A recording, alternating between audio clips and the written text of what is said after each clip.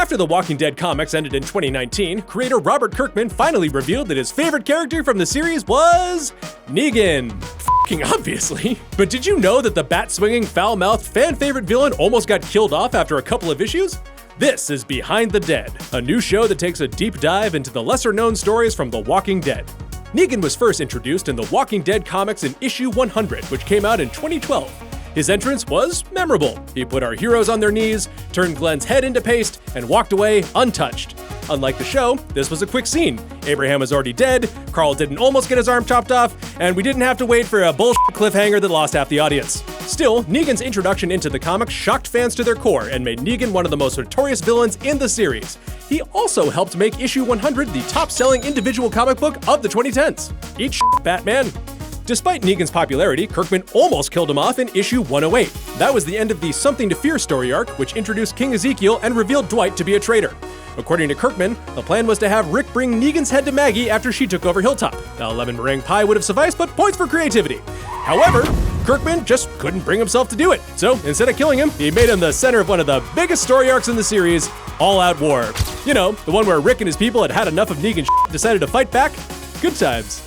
Rick's people won, the story jumped ahead a few years, and a new villain group known as the Whisperers came on the scene.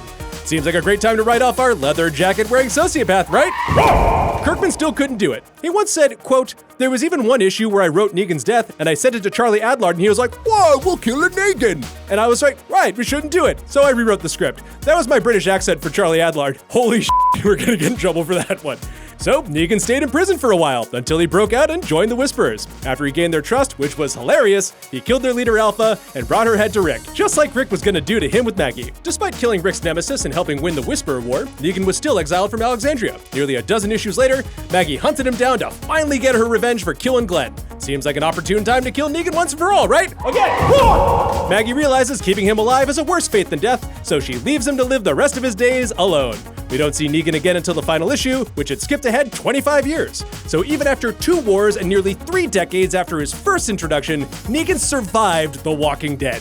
And I lost like $100. And you know what? We're glad Kirkman didn't kill him off. He inspired an entire backstory called Here's Negan, a book of his best quotes from the comics, endless cosplays, merch, and of course Jeffrey Dean Morgan's incredible portrayal of him on the show.